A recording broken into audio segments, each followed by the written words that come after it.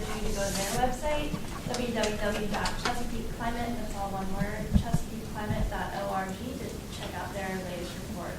And the video that you just saw is actually on their website as well. Oh, So if you wanted to watch it again or see a little bit closer, like the small print that they had on different pictures, it's on their website. Yeah, we just played that directly from their website, so you can check that out and share that too. So the video, we thought the video was a great beginning to this conversation because obviously it shows what's actually happening. We've heard about sea level rise, we've heard about climate change, and unfortunately, Virginia is one of those states where we're actually seeing this firsthand in our coastal communities. So we need to talk about how do we fix it, how do we move forward, how do we prevent more damage from happening on a much greater scale. So luckily, there's a lot to talk about in that field right now.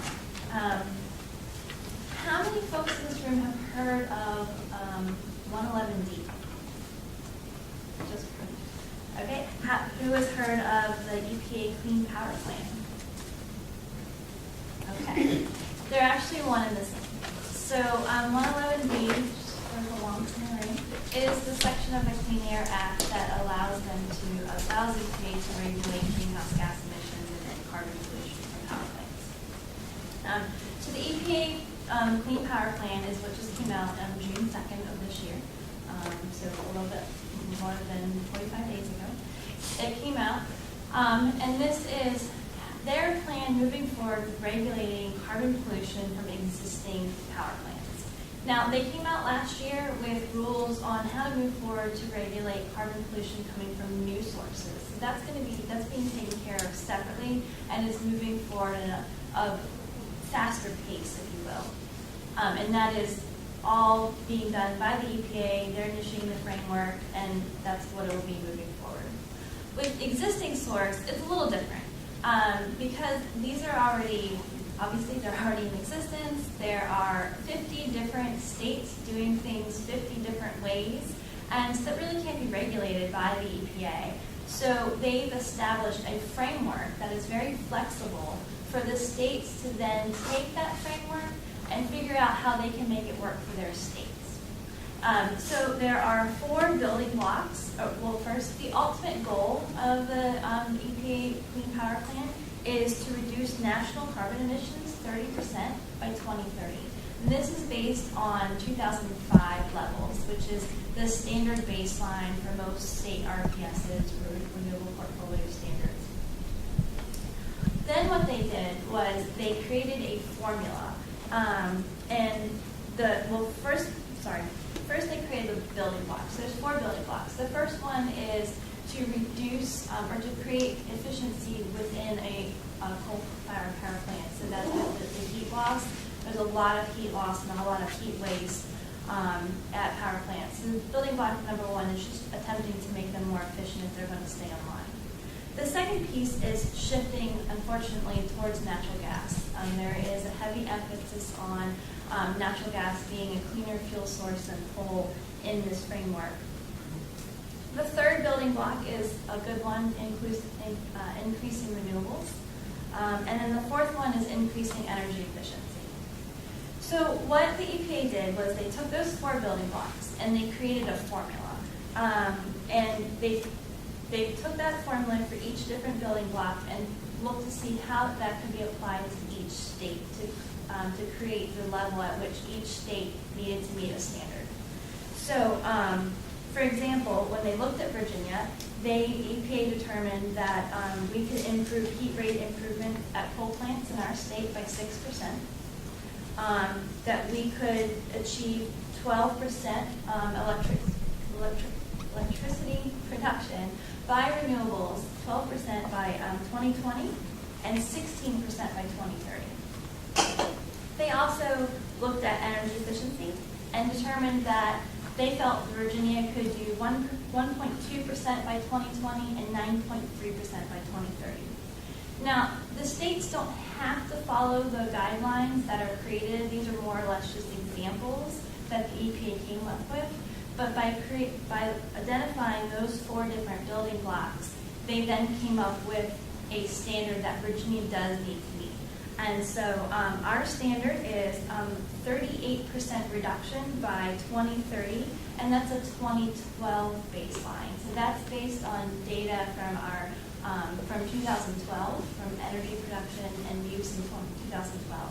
The reason there's a difference is because 2012 was actually the first year that the federal government looked at carbon intensity rates for the states. So they hadn't done that on any earlier year.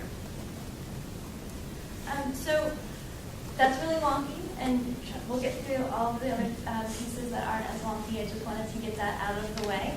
But the point of this is that, again, it's very flexible, and I'm stressing this because this is where you all come in. Because the states have such flexibility, and they can decide, you know what, we're going to achieve this by just allowing all natural gas plants, or we're going to achieve this by really focusing on renewables. We're going to achieve this by focusing on nuclear. So it's very, very important that our voices are heard. We need to be, at every step of the way, beating the drum on how we want our state to implement this plan. So again, the rule, it could be stronger. Obviously, I've already mentioned that natural gas, unfortunately, could be the easy way out for our state. That's not what we want to see. We want to see more renewables. We want to see Dominion build that offshore wind farm that was mentioned in the video. We want to see stronger state policies for solar that help make Virginia a more solar-friendly state. So these are things that we need to focus on, and we need to make sure that it's done right.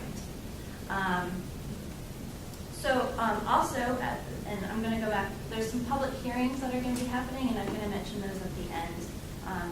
There's actually a handout in your folder, so you don't have to remember everything I tell you, but there is a handout about all the upcoming public hearings, and I'm going to go over those in a minute. So while all of this is happening, right now the EPA has released a rule, the state is starting to review it, figuring out what they're going to do in terms of implementing the rule here in Virginia. There's also the Virginia Energy Plan.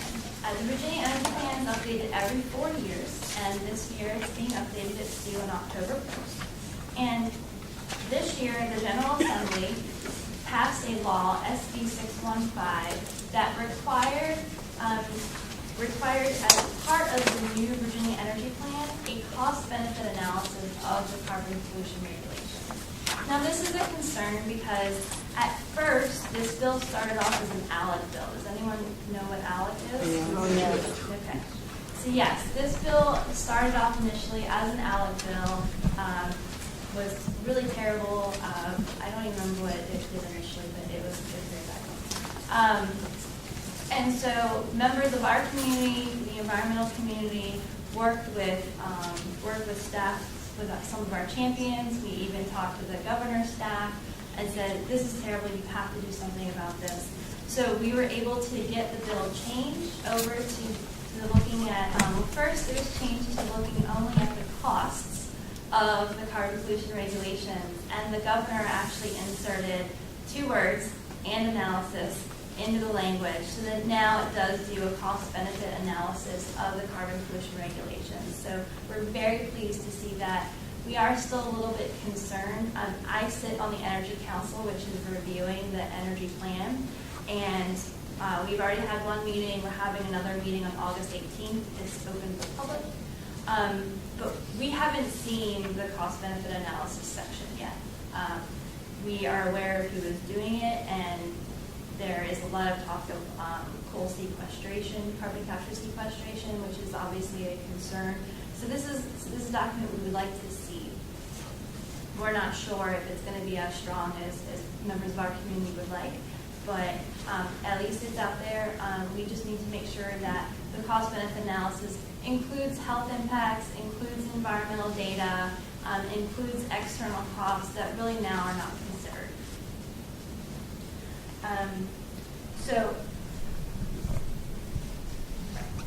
So that's kind of everything that's going on in the state right now in terms of carbon pollution. So we have EPA that is trying to create a state implementation plan for these carbon pollution regulations. We have the Virginia Energy Plan that is coming out on October 1st. And we also have a lot of public hearings that are about to come up. How many of you were at the DME public hearings that have taken place over the last couple of weeks? Anyone? Fun? Those hearings were on that Virginia Energy Plan, but not to fret if you weren't there. The public comment period is open until August 8th on how DME, the Department of Mines, Minerals, and Energy, will move forward on the energy plan. And so I can give you, make sure you have that website for information to submit comments.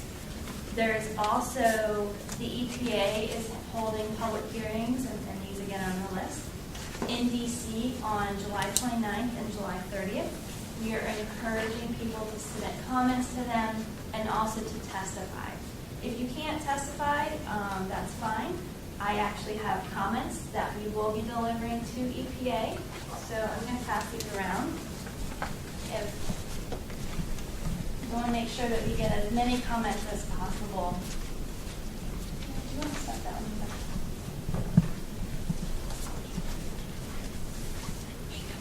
And then last but not least, Department of Environmental Quality they are the state agency that will be in charge of creating the state implementation plan for the carbon rules. And DEQ is holding 4 public hearings. Unfortunately, 3 of them are the same exact week as the EPA public hearing. So it's a very busy week for some of us.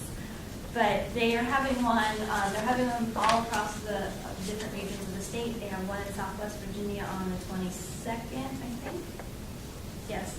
Alexandria, the 24th. Virginia Beach, the 28th, and then in Henrico on August 7th. So nothing right here in the city, but obviously it's not too far to travel to Henrico. And we just really encourage folks to get out to these hearings. We can help you craft testimony if you'd like to speak, or if you just like to show and be part of the process. And the good news is that whatever testimony you come up with, you can really submit to all 3 places. And we encourage you to do that. You know, submit to the EPA, submit to DEQ, submit comments to DMME. These are all different processes. They're all happening at the same time on the same exact thing. But it's so important that they hear from you. The 2 key takeaways are, we want it to be a strong plan. Make sure that the governor supports the strong plan, and that at the end of the day, it is a strong plan. And number 2, we want to see more renewables in our state implementation plan. Looking at right now what's happening with Dominion's Integrated Resource Plan, which is a 15-year planning document that they use. It looks great because it looks like, yeah, they're shutting down coal plants, but they're replacing them with natural gas. They brought one online, they're in the process of bringing another online, and they're getting permits for a 3rd. It is very likely that Dominion will meet its standards on natural gas alone. We want to see more renewables. We need them. They need to build the offshore wind farm. They need to put more solar and be more serious about solar. So it's so important that those are the types of comments that you make. So strong rule, more renewables. Very simple. That's what we'd like for you to say in your comments. And we encourage you to testify, not just submit comments, but we really encourage you to testify and come out as well. Should there be something passed in laws that, like Dominion and Duke are both meet their renewables by buying, solar farms in California deserts or deserts next to California? I can't remember the other states. And they've gotten, they've bought into old hydroelectric plants and to meet their renewable standards, and that's a bunch of BS. So, why are we allowing them to do that? So that's actually two separate issues. So Dominion Resources, which is the parent company, they're the ones that are buying the solar farms